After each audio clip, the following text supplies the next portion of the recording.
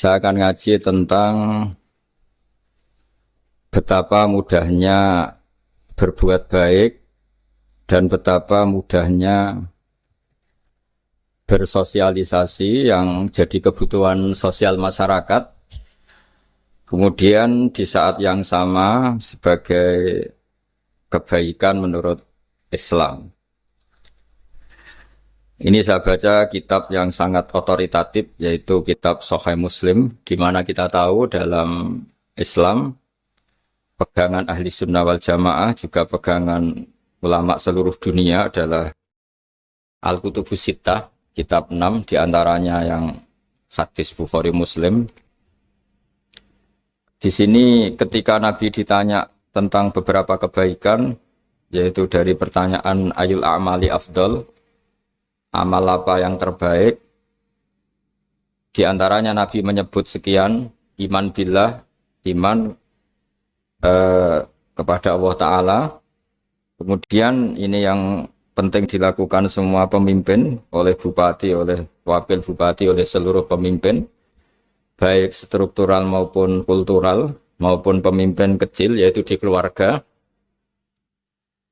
Yaitu Nabi ngendikan di antara misi Islam adalah memperdekakan budak. Kemudian ada yang lagi tanya lagi, fa'illam af'al.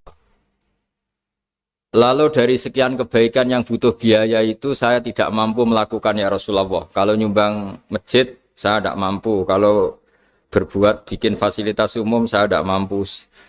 Ada yang sekian pertanyaan dari sahabat, kalau misalnya kebaikan yang butuh biaya kami tidak mampu, termasuk di sini disebutkan kemampuan berhaji, kemampuan zakat, kemampuan sedekah. Kalau semua itu kami tidak mampu ya Rasulullah. Kata Nabi, tu'inu sani'an aw tasna'u li akhrat.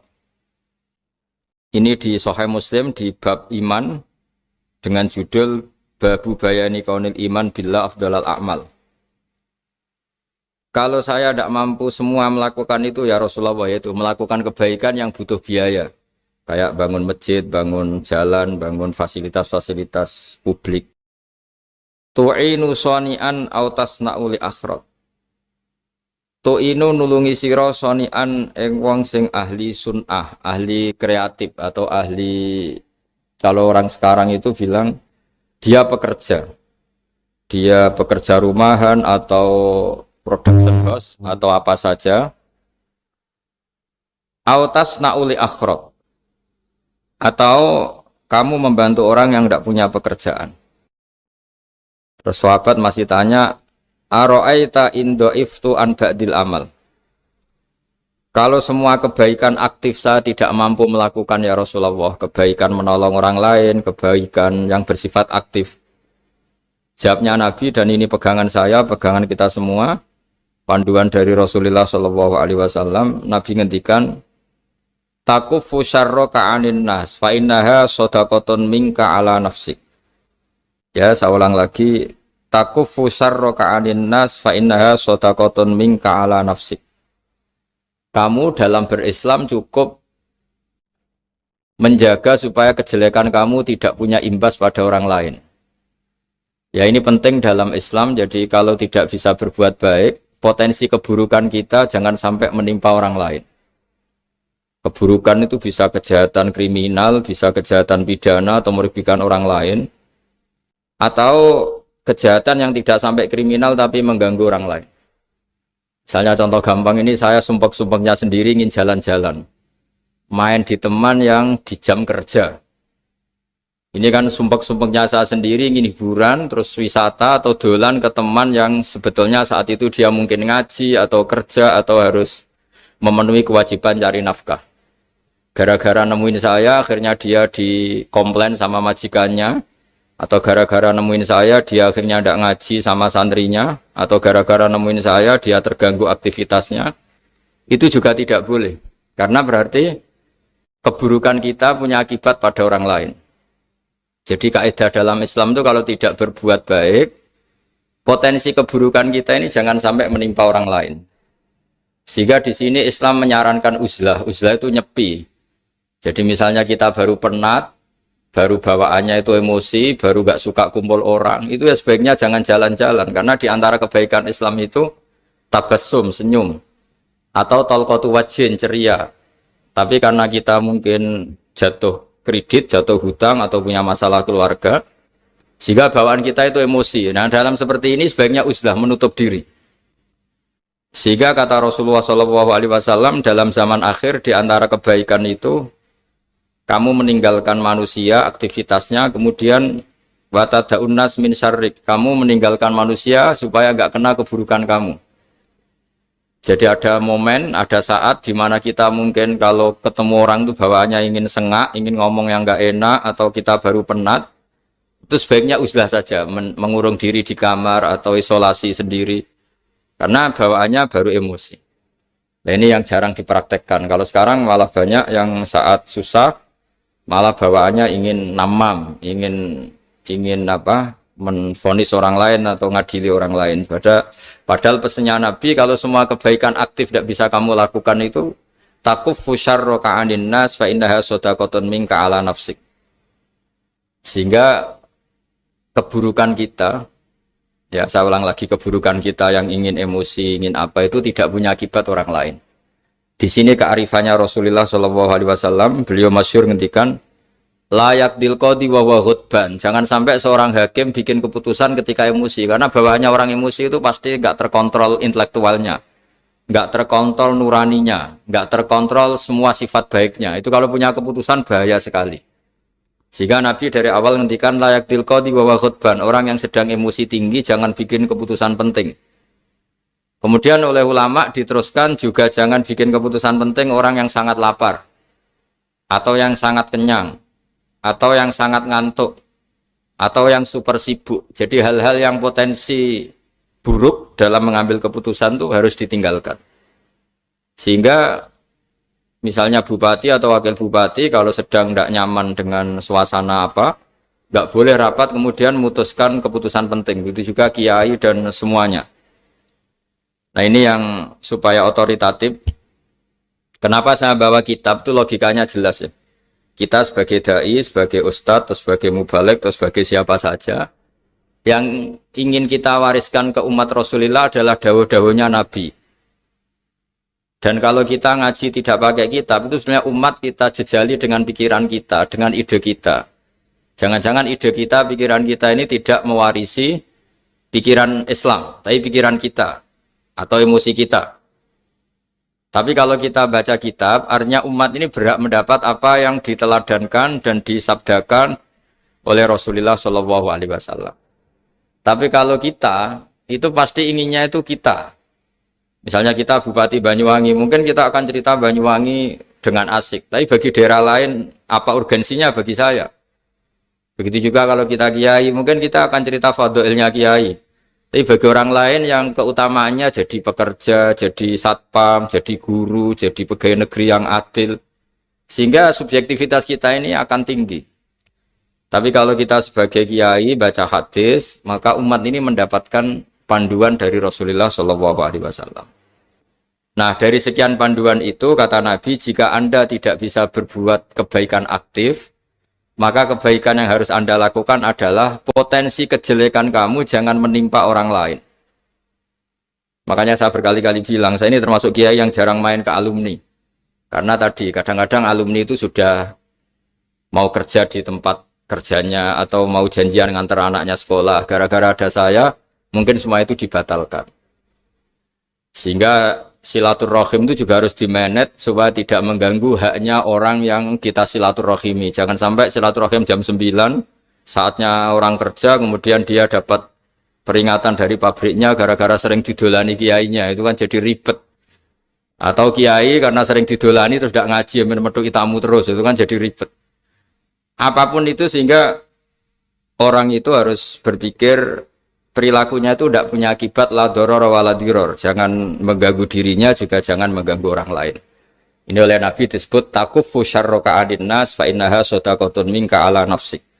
Sifat buruk kamu itu harus dijaga supaya tidak menimpa orang lain, dan itu berarti menjadi sedekah kamu atau amal kamu pada diri kamu sendiri. Jadi ini penting dimaklumatkan ke semua kita bahwa saat kita tidak bisa berbuat baik aktif, misalnya nggak bisa sedekah, nggak bisa menolong orang, setidaknya keburukan kita tidak menimpa orang lain.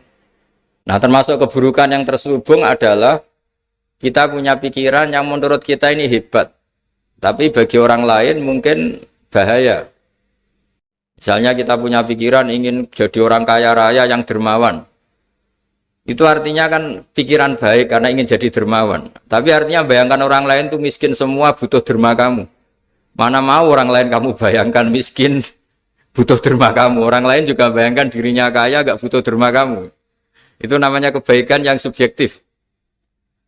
Kamu ingin jadi kiai yang ngajarin orang banyak. Oke, itu baik. Tapi kan berarti kamu bayangkan orang lain gak bisa ngaji terus kamu saja yang bisa ngaji sehingga kamu yang ngajarin. Ya sudahlah, kebaikan itu udah usah muluk-muluk seperti itu. Jadi apa yang ditakdirkan kita jadi bupati ya jadi yang baik, menolong pekerja-pekerja yang baik. Saya kemarin diceritain banyak oleh Mas Anas aktivitas Pemda Banyuwangi yang menolong banyak orang, juga masyarakat juga saling menolong dan seterusnya dan terusnya. Jadi ini jelas maksud saya supaya bupati dan semuanya pemimpin melakukan kebaikan itu berdasar panduan dari Rasulullah SAW, di mana di antara aturan yang dianjurkan beliau adalah aktivitas kita sebagai manusia adalah tu'inu soni'an au tasna'uli akhraq. Ya, saya ulang lagi. Saya ulang teks hadisnya secara lengkap supaya dapat berkahnya Rasulullah SAW. Ada beberapa pertanyaan dari sahabat, ya Rasulullah, jika saya tidak bisa berbuat baik yang berbiaya atau tidak bisa berbuat baik yang aktif, apa yang saya harus lakukan? Nabi ngendikan tu'inu soni'an au tasna'uli asra. Kamu membantu orang yang bekerja atau kreatif, orang-orang yang kreatif atau pekerja apa saja kamu bantu dan bantu orang yang tidak punya pekerjaan. Terus ditanya lagi, qultu ya Rasulullah ara'aita in du'iftu an ba'dil amal. Bagaimana kalau itu pun saya tidak bisa ya Rasulullah? Terus Nabi ngendikan tafuqifu syarraka anin nas fa innaha shadaqatun minka ala nafsik. Yang penting keburukan kamu tidak menimpa ke orang lain dan itu bagian dari sedekah kamu. Nah, perlu saya ingatkan ke semua kita lah. Makanya pentingnya membaca umat Islam dengan ilmu usul fikih. Saya berkali-kali bilang, jika ada seseorang tidur, itu jangan kamu baca sebagai tidur yang meninggalkan tahajud, meninggalkan sholat qiyamul lail, meninggalkan wiridan di malam hari. Tapi juga bacalah saat itu dia tidak dugem, tidak maksiat, tidak narkoba. Sehingga barokahnya ilmu itu ada respek pada umat Islam yang tidur. Karena tidur itu juga ada fungsi meninggalkan sekian maksiat, sekian kriminalitas. Tapi kalau kita kulino tidak baca dengan ilmu, maka melihat orang tidur itu ya kayak meninggalkan tahajud, meninggalkan wiridan, meninggalkan qiyamul lail. Sehingga bawaannya kita ini akan kurang respect. Tapi kalau kita membacanya dengan ilmu, orang yang tidur di malam hari, maksudnya ya sudah sholat isya, itu ada sekian potensi maksiat yang dia tinggalkan. Dia tidak merasani orang, tidak adu-adu orang di medsos, dia tidak dugem, tidak meninggalkan. Pokoknya ada sekian kebaikan dalam saat tidur itu. Ini barokahnya ilmu. Tanpa ilmu kita tidak bisa respect seperti ini. Karena bawaannya akan, oh ini malam-malam tidak tahajud, tidak wiridan, tidak apa. Tapi kalau kita dengan ilmu, itu akan membaca dengan tidur, artinya orang tidak maksiat, tidak dugem, tidak ngerasain orang, tidak ngata-ngatain orang. Nah di sini sadaqallahul azim ketika ngendikan wa min ayatihi manamukum billaili wan nahar. Termasuk ayat Allah itu orang tidur. Maksudnya tidur yang dengan dimaknai positif tadi, bisa istirahat, bisa meninggalkan maksiat, bisa apa-apa. Nah ini di sini hebatnya Rasulullah SAW ketika beliau memandu kebaikan. Di antara kebaikan itu apa? Takufu syarroka anin nas fa innaha shadaqatun minka ala nafsik. Kamu, potensi buruk kamu atau keburukan kamu jangan sampai menimpa pada manusia, pada orang lain. Dan itu bagian dari sedekah kamu. Ya, saya mohon maaf sama Bu Bupati, sama semua Pemda, sama Wakil Bupati karena saya tidak bisa lama-lama. Saya punya wadifah. Tadi ini pun sudah ngurting ngaji saya karena saya harus ikut ngaji di sini. Dan mari sama-sama berdoa. Al-Fatihah. Jadi status kehambaan ini kita mantapkan dulu. Jangan ada status lain kita di depan Allah kecuali status kehambaan. Saya punya analogi dan itu saya ulang-ulang karena di antara ciri Quran itu mengulang-ulang sesuatu yang harus jadi pegangan. Saya ulang lagi, di antara ciri Quran itu mengulang-ulang sesuatu yang jadi pegangan. Jika kita belajar ilmu fisika atau ilmu apa saja, maka kita akan bicara materi sesuai statusnya. Jadi kita harus latihan untuk iman kepada Allah. Saya tanpa mengurangi rasa hormat, saya memberi contoh begini ya. Ini jam, materinya dari besi. Ini kertas, materinya ya kertas. Tentu secara fisik, orang akan bilang jam ini lebih kuat timbang kertas. Dan itu pasti dibenarkan dari segi materi. Tapi kalau Anda beragama dan Anda tahu bahwa pengendali alam raya ini Allah Ta'ala, maka kamu akan bilang, terserah Gus Baha. Gitu.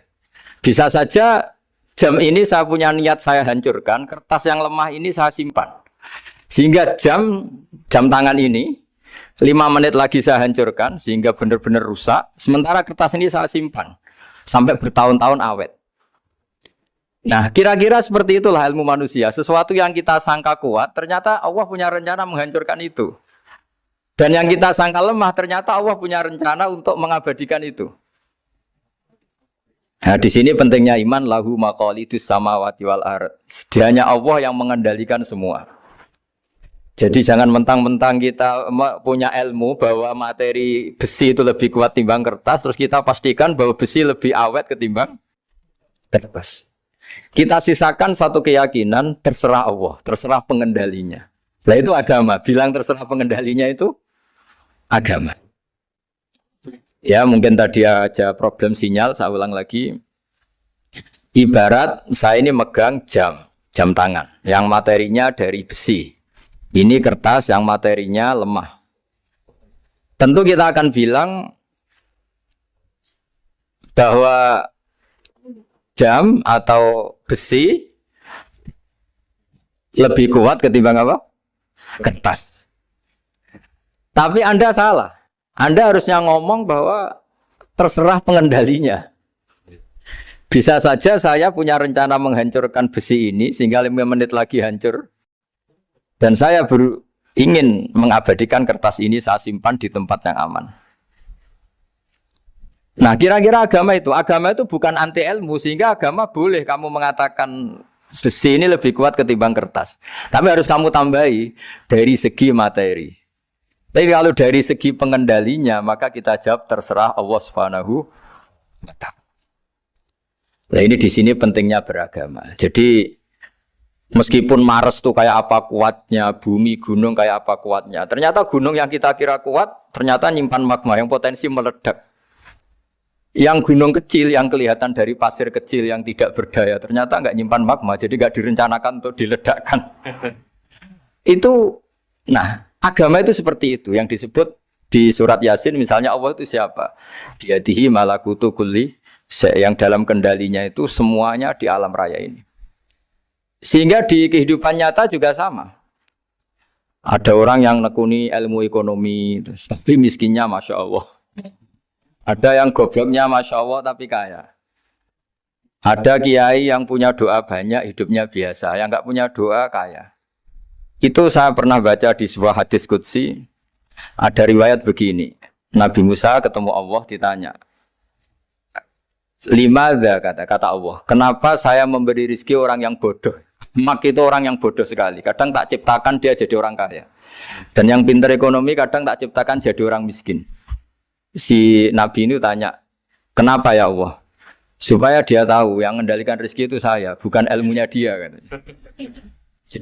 Jadi banyak orang, misalnya kita yang pintar, dipekerjakan orang yang nggak pintar. Yang punya pabrik tidak pintar, mengerjakan orang yang pintar. Jadi ya kira-kira agama itu seperti itu. Sehingga dalam kita beragama itu yang paling ditekankan itu tawadhu. Tawadhu itu merasa sopan atau memang sopan betul. Kalau dalam Ihya disebut sekiranya Anda tidak bisa tawadhu secara rasa, tawadhulah secara ilmu. Saya ulang lagi ya, sekiranya Anda tidak bisa tawadhu secara rasa, tawadhulah secara apa? Ilmu. Karena ilmu itu akan abadi. Saya beri contoh begini. Saya ini kan misalnya kiai di kampung saya atau di kecamatan saya. Saya mungkin bisa merasa hebat karena saya tokoh di sini. Tapi pastikan sebelum ada saya yang bernama Baha ini, agama sudah jalan. Dan di daerah lain yang nggak kenal saya juga agama sudah jalan. Betapa tidak pentingnya saya di kawasan-kawasan yang nggak butuh saya atau di era yang sebelum ada saya. Nah dengan ilmu seperti itu orang pasti tawaduk karena dia tahu daerah yang nggak ada saya ternyata ya ada masjid, ada agama. Periode yang sebelum ada saya juga agama jalan. Sehingga kita tidak kumo luhur, wah kalau nggak ada saya agama nggak jalan. Zaman Wali Songo tidak ada saya agama ya jalan. Ekonomi juga gitu. Kalau Anda pakar ekonomi yang mensejahterakan rakyat, cara tawaduk itu kalau nggak bisa dengan rasa, dengan ilmu. Sebelum ada kamu banyak orang kaya. Banyak orang yang nggak kenal kamu juga kaya. Banyak periode yang saat itu udah ada Anda juga kaya. Berarti Anda ini tidak siapa-siapa. Makanya saya pernah didatangin seorang profesor, ini kisah nyata. Gus, sebetulnya saya dengan bapak saya itu pinter mana? Bapak saya itu tidak tamat SD, tapi saya bisa profesor. Saya ini profesor, anak saya naik kelas saja sudah senangnya bukan main. Setidaknya ini orang bodoh bisa menciptakan orang pinter, yang orang pinter kesulitan menciptakan orang pinter lagi. Nah, kalau kita tidak bisa tawaduk secara rasa, tawaduklah secara ilmu. Ikhlas juga gitu, saya sering ngajarkan ikhlas di beberapa kesempatan ngaji. Kalau Anda tidak bisa ikhlas secara rasa, ikhlaslah secara ilmu, pasti bisa, bukan mungkin bisa, pasti bisa. Secara ilmu, makanya di Quran disebut fa'lam annahu la ilaha illallah. Ilmu, fa'lam itu dari kata ilmu. Saya beri contoh, saya mulai kecil sampai sekarang saya sekitar umur 50 tahun. Mulai kecil sampai sekarang itu ya bilang kalau kertas ini putih. Itu ya ada yang gaji, ada yang bayar, tapi saya selalu bilang kertas ini putih. Yang hitam ya saya katakan hitam, yang merah saya katakan merah. Kenapa? Karena itu fakta. Saya ulang lagi, karena itu fakta. Sehingga saya untuk mengatakan putih tidak perlu ada yang bayar. Sehingga ketika kita latihan sholat, latihan ibadah, dan mengakui Allah itu sebagai Tuhan kita akan malu. Loh, faktanya Allah itu kan Tuhan. Mau mengatakan fakta kok minta upah ini gimana? Kita mengatakan Allah Tuhan itu sama dengan mengatakan kertas ini putih. Sama-sama itu fakta. Sama seperti saya mengatakan Pak Jokowi itu presiden kami. Itu kan fakta. Masa nunggu kalau dikasih BLT katakan presiden. Kalau enggak ya enggak. Itu kan ribet jadi. Pak Manut misalnya rektor UGM. Mbok saya enggak digaji di sana atau enggak kerja di sana bilang kalau beliau itu rektor. Pak Ganjar gubernur Jawa Tengah. Mbok saya dikenal apa enggak ya beliau tetap gubernur. Lama sekali kita mengatakan fakta itu ikhlas. Ikhlas itu artinya enggak minta apa-apa. Karena kita ingin ngomong sesuai fakta. Nah Allah Tuhan itu fakta. Gitu. Nah kenapa untuk mengatakan Allah Tuhan nunggu? Dah saya ini Tuhan kamu. Ya nunggu dulu Gusti. Kalau engkau masukkan kami ke surga, engkau Tuhan. Kalau enggak ya enggak jadi. Itu enggak bisa seperti itu. Ya Allah tetap Tuhan. Nah kalau Anda enggak bisa ikhlas secara rasa, ikhlaslah secara ilmu. Ilmu ya tadi kita akan selalu bilang yang putih, putih, yang hitam, hitam. Makanya ini pentingnya ilmu. Tawaduk juga gitu. Kalau Anda ditakdir orang yang GR, yang gede rumongso, ditakdir orang yang kumo luhur, secara rasa bisa dilawan secara ilmu. Ada periode di mana sebelum ada kita yang kaya ya banyak, yang dapat hidayat ya banyak, yang terpelajar ya banyak.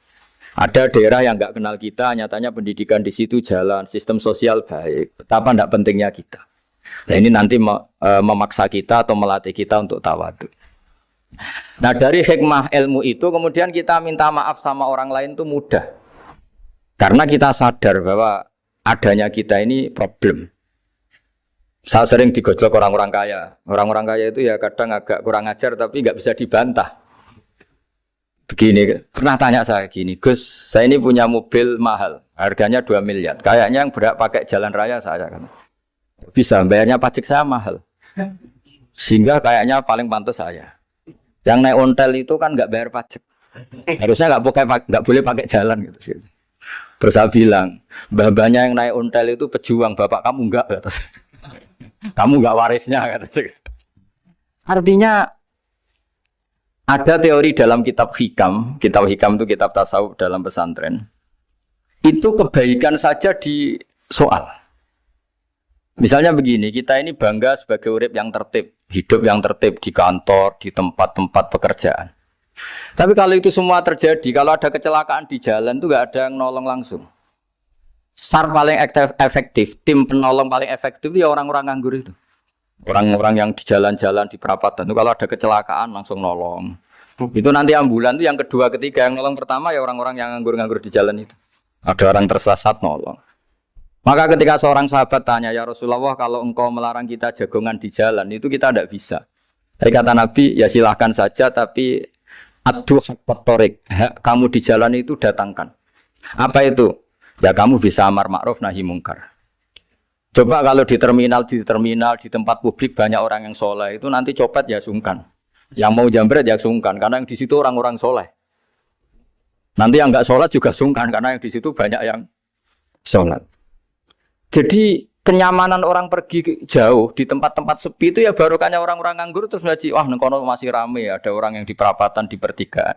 Bayangkan kalau ini orang-orang soleh, pasti itu nyaman. Karena wilayah publik dihuni orang-orang yang soleh. Tapi orang pasti bilang itu nggak tertib. Kita inginnya hidup ya tertib di kantor atau yang suka di masjid, di masjid. Tapi kalau itu terjadi, itu nggak ada tim SAR gratis yang setiap saat kalau ada orang kecelakaan nolong. Makanya dalam makalah hikam itu paling masyhur diantaranya itu manusia itu siapa? Manusia itu mangkanat mahasinuhu masawiyah, fakih falatakun masawihi masawiyah. Manusia itu orang yang saat baik saja ada salahnya, apalagi masalah. Jadi kalau kamu punya toko lagi laris dan saat laris itu Anda ngerumat keluarga Anda melakukan kebaikan pada keluarga Anda, pasti ada toko lain yang termahjubkan, yang tersingkirkan. Makanya saya pernah diskusi sama kiai besar, guyonan sama saya. Kita kalau kiai besar sebaiknya kalau diundang di musala kecil datang apa enggak? Kata kiai yang satu, jangan datang Gus, itu jatahnya kiai kecil. Terus kata yang satu, datang Gus sebagai bukti tawaduk bahwa kita kiai besar pun mau diundang yang kecil. Akhirnya kita ini ya kadang datang kadang enggak, karena kadang kita enggak datang supaya jatah rezeki kiai kecil enggak terambil. Kadang yang mau datang supaya dikira tawaduk. Makanya kalau seorang profesor sering turba di bawah itu ya kasihan yang S1, SPDI itu kan nanti enggak jadi bintang kalau profesornya sering turun. Kalah terus itu. Jadi kadang-kadang itu orang itu harus berpikir secara ilmu, jangan rasa terus. Jadi itu ilmu. Jadi semua yang kebaikan yang kita lakukan itu secara ilmiah bisa diperdebatkan. Ada orang senang ngomong serius supaya bangsa ini maju. Tapi bapak saya itu pesan saya, kamu kalau ngiyai itu jangan sering ngomong serius kan. Masyarakat sudah capek mikir utang, mikir keluarga. Jadi itu sowan kiai tidak ngomong serius lagi nanti capek kan. Sehingga kiai dulu itu kalau ketemu orang ya guyon terus. Karena tahu masyarakat sudah capek. Sudah banyak yang takut tanggal kredit gitu. Sudah takut tanggal kredit, takut problem sowan kiai diancam neraka lagi, itu kan ketakutan berkali-kali. Jadi makanya ini kan kebaikan itu dievaluasi karena kita tidak nabi, tidak wali. Jadi kalau kata hikam itu apa yang Anda kira baik itu ada masalah. Apalagi sedang masalah. Saya sering cerita ada orang suami istri harmonis sekali. Itu tanyakan ibunya, pasti mulai gak peduli dengan ibunya karena terlalu harmonis dengan istri. Tapi itu pasti bukan mungkin lagi. Jadi jangan tanya istrinya, tanya ibunya. Oh, jok nikah lupa saya. Ngalor ngidul sama istrinya. Tanyakan temannya. Wah, itu jok nikah lupa temennya. Tapi yang baik sama teman, tanyakan istrinya. Jatah belanja untuk ngopi. Begitu terus itu. Jadi siklus sosial itu. Nah, di sini pentingnya saling minta maaf. Karena dalam kebaikan kita pasti ada kesalahan. Ketika karir kita baik di pemerintahan maupun di kampus, pasti dengan sendirinya ada yang agak tersingkirkan. Meskipun itu sudah hukum alam. Tapi apapun itu kita harus minta maaf. Makanya banyak saya sering cerita berkali-kali. Dulu itu ada dua nabi yang seangkatan. Itu luar biasa debat ilmiahnya. Tapi debat baik. Mulai dulu ya ada polemik itu ya mulai dulu ya ada. Yang Nabi Yahya itu suka berkawan orang-orang soleh. Kalau ditanya kenapa kamu berkawan orang-orang soleh? Ya enak lah. Karena berkawan orang soleh. Yang Nabi Isa sering berkawan orang-orang yang nggak jelas. Ditanya, kenapa Anda suka berkawan orang-orang yang nggak jelas? Innama ana tabibun udawil mardo. Nabi dan kiai itu ibarat dokter, ya tentu menyembuhkan yang sakit. Sakit. Kalau Anda seorang dokter, pasti neliti daerah-daerah pandemi. Masa neliti daerah sehat? Nah, jadi dulu bapak wasiat ke saya gitu, kue nak jadi kiai kue bengkel, jadi kiai itu kayak bengkel. Kalau nggak siap dadani orang nggak jelas ya jangan jadi kiai kan. Itu ya, tapi kan masalahnya kita sendiri solehnya pas-pasan, takut terkontaminasi. Jadi yang jelek bukan jadi baik, kita yang baik jadi jelek. Nah itu kan mulai dulu ya polemik sejauh mana kita punya kekuatan untuk tidak terpengaruh yang negatif. Yang negatif terpengaruh kita menjadi positif. Jadi ini cerita-cerita sawalan bahwa dalam kebaikan kita itu ada kesalahan. Maka kita tetap istighfar, tetap saling minta maaf. Dulu bapak saya kalau diceritain ada seorang kiai sampai sepuh jadi imam masjid, istiqomah sekali. Dulu bapak saya itu guyu. Ya istiqomah, tapi wong liya terus ra iso dadi kader. Jadi calon-calon kiai ini sudah putus asa karena nggak pernah punya kesempatan jadi imam. Jadi di balik istiqomah itu ya ada memahjubkan orang lain. Makanya alhamdulillah di Indonesia itu ada pegawai pensiun. Kalau enggak habis itu. Karena yang anyar-anyar itu mesti ini kurang pengalaman, ini kurang senior. Tapi barokahnya ada pensiun kan gantian. Masalahnya di dunia kiai itu udah ada pensiun. Tambah sepuh tambah mantap, tambah sepuh tambah mantap. Nah itu sebaiknya ya mulai mundur-mundur sedikit dari imam masjid itu. Ya nyari-nyari yang lain lah supaya ada kaderisasi, ada. Jadi intinya itu di balik kebaikan yang kita lakukan pun itu ada masalah sehingga kita butuh istighfar. Di sini pentingnya dawuhnya para wali-wali, dulu ada istilah wastighfaruna yahtaju ilal istighfar. Ketika kita minta maaf, sebetulnya minta maaf sendiri itu butuh minta maaf lagi. Minta maaf lagi itu butuh minta maaf lagi. Misalnya saya dengan Mas Hilmi ini akrab, pernah pakai uangnya misalnya. Itu kadang kita bayar itu malah tersinggung, kok kayak orang lain saja bayar. Minta maaf juga gitu, kalau kamu punya teman akrab, terus minta maaf resmi itu tersinggung. Kayak wong liya ae jaluk sepuro. Jadi kadang jaluk sepuro itu malah masalah. Itu kan sama, kamu punya teman akrab terus kalau mau main, assalamualaikum, sakit masuk nopo boten, angsal boten. Boleh enggak main, itu mesti teman kamu tersinggung. Kok kayak orang lain saja.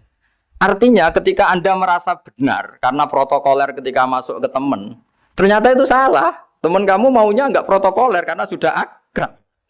Tapi ketika kita merasa akrab, ternyata selonang-selonang dianggap problem, kita tidak pernah tahu. Nah di sini kata ulama-ulama, minta ampun itu kebutuhan manusia. Karena dalam kebaikan kita, pasti ada kesalahan. Makanya disebut, wastighfaruna yahtaju ilal istighfar.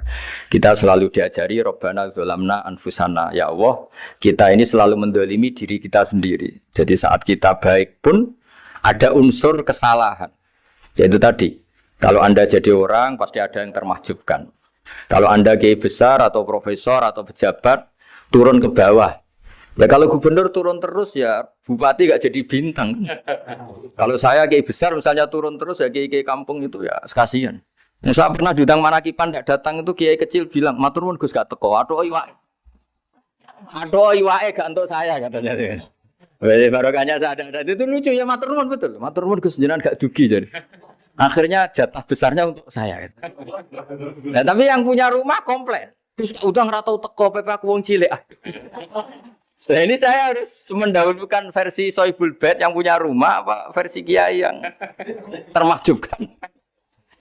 Artinya pilihan apapun saya harus istighfar karena ada saja unsur salahnya. Ya makanya ini kan makanya ya saya minta UGM juga saya sering undang saya terus nanti dikira karena kampus besar Gus Wak mau juga keliru lagi. Kalau 1-2 kali mungkin boleh, kalau keseringan ya nggak boleh. Nanti itu dikira saya maunya hanya sama kampus besar, padahal saya sama RT ya sering datang juga. Nah ini yang terakhir saya bacakan teks otoritatif sebagaimana janji saya. Kata Rasulullah SAW di sebuah hadis.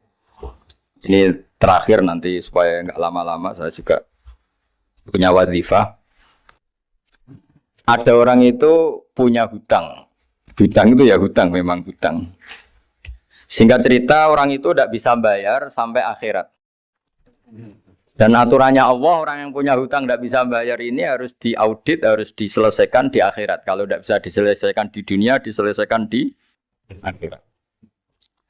Walhasil akhirnya di akhirat itu ditagih dan tidak mampu bayar. Karena di akhirat sudah tidak ada kredit, tidak ada ATM, tidak ada apa saja. Terus kata Allah, solusinya kebaikan kamu dikasihkan yang ngutangi. Ternyata kebaikan dia tidak cukup juga. Bayarnya apa? Kejelekan yang ngutangin dikasihkan yang utang. Kayak apa celakanya? Kebetulan yang ngutangi salahnya buahnya, ini kan repot. Tapi Allah itu tidak suka kalau ada orang mukmin yang satu saudara kemudian masuk neraka karena saudaranya ini. Kata Allah, jika ini masuk neraka berarti disebabkan komplain atau ketidakikhlasan temannya yang mukmin. Masa orang mukmin menyebabkan mukmin yang lain masuk neraka? Allah tidak ingin. Makanya di antara nikmatnya beragama itu ukhuwah, persaudaraan. Baik persaudaraan atas nama iman atau atas nama kebangsaan atau atas nama kemanusiaan.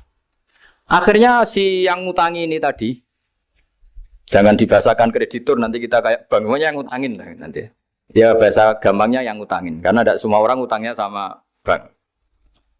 Sama Allah ditunjukkan satu surga yang luar biasa. Nanti tak baca teks Arabnya ya, supaya dapat berkahnya bahasa Arab. Terus saking mewahnya surga itu, si yang ngutangin tanya, ya Allah itu untuk nabi siapa? Karena semewah itu pasti untuk kelas nabi. Atau untuk wali siapa? Katanya, terus kata Allah, sabda Allah, untuk siapapun yang mampu membeli. Lalu siapa yang bisa membeli surga semewah itu? Kamu bisa. Terus, dengan apa ya Allah? Kamu mengampuni teman kamu itu. Kamu bebaskan dari utangnya. Nanti tak kasih surga itu. Terus, akhirnya sama Allah, kata orang itu, ya Allah saya bebaskan. Ya sudah, kamu berdua masuk surga. Karena Allah tidak ingin ada kasus aneh. Dua orang mukmin ini kan bersaudara. Masa bersaudara kemudian yang satu menjadi penyebab masuknya neraka karena ini tidak mau memaafkan. Artinya kalau kita syawalan itu harus benar-benar mau memaafkan, karena kalau tidak Anda menjadi penyebab teman kamu masuk neraka. Jadi kita janganlah jadi orang mukmin yang menjadi problem bagi saudara kita. Jadi makanya saya itu berharap ada wali utang saya tidak bisa bayar, karena ini masih dibela-belain Allah ini. Karena Allah nggak ikhlas kalau ada walinya masuk neraka. Jadi kalau ada wali utang kamu, itu utangin saja, doain nggak bisa nyaur, no? Nggak bisa bayar. Nanti ini akan dibela-belain Allah di akhirat. Karena wali ini nggak pantas masuk neraka. Ya, jadi kalau ada wali utang kamu mau bayar, sudah Anda tidak usah bayar, nanti di akhirat saja. Lah yang ribet kalau yang kamu utangin dia ahli neraka, kamu nagihnya disuruh masuk neraka. Nah, itu ribet itu. Sudah utang dia ahli neraka. Ya tak baca teksnya supaya ini ada di kitab Ihya halaman 197 juz 2. Status hadisnya waqala shahihul isnad. Kata Imam Hakim hadis ini shahihul isnad. Saya baca Arabnya nanti insyaallah sebagian ya supaya kelihatan teks aslinya di bab hukukul muslim. Nama Rasulullah sallallahu alaihi wasallam jalisun izdhika hatta badat sanayahu. Nabi ketika santai-santai duduk tahu-tahu tertawa sampai gigi depannya itu kelihatan. Jadi tertawa sangat sampai gigi depannya kelihatan. Yang notabene beliau sering hanya senyum, kali ini tertawa betul sampai gigi depannya kelihatan. Faqala Umar radhiyallahu anhu ya Rasulullah bi abi anta wa ummi malladhi adhakaka. Apa yang bikin kau sampai tertawa seperti itu? Qala rajulani min ummati jasaya baina yaday rabbil izzah. Dua lelaki dari umatku sama-sama sungkeman nuntut keadilan di depan Allah. Jasaya itu sungkem, duduk bersimpuh itu kalau dalam bahasa Arab itu apa? Namanya jasiyah. Faqala ahaduhuma ya rabbi khudli madlamati min hadza. Faqala wa rudda ala akhika madlamata. Qala ya rabbi lam yabqali min hasanati syai'un. Faqala wa ta'ala li talib kaifa tasna'u bi akhika wa lam yabqa lahu min hasanati syai'un. Faqala ya rabbi falyahmil anni min auzari. Kalau kebaikannya dia tidak cukup, ya salah saya supaya dilimpahkan ke dia. Terus summa fadat aina Rasulillah sallallahu alaihi wasallam bil buka. Nabi di tengah-tengah cerita tuh nangis. Senangis-nangisnya karena habis seneng lalu nangis karena ini kan kebaikannya sudah dikasihkan habis cukup enggak cukup. Akhirnya kejelekan yang utangin ini diberikan. Makanya kalau kamu ingin masuk surga, utangi orang-orang soleh sebanyak-banyaknya. Dan doain nggak bisa apa? Nyaur. Tapi tak jamin orang soleh itu nggak suka utang. Karena hidupnya sederhana ini. Kayaknya saya tidak akan utang Mas Ilmi itu. Karena orang soleh itu hidupnya sederhana, pasti tidak butuh. Kalaupun utang paling ya untuk makan kan gampang nyaurnya apa?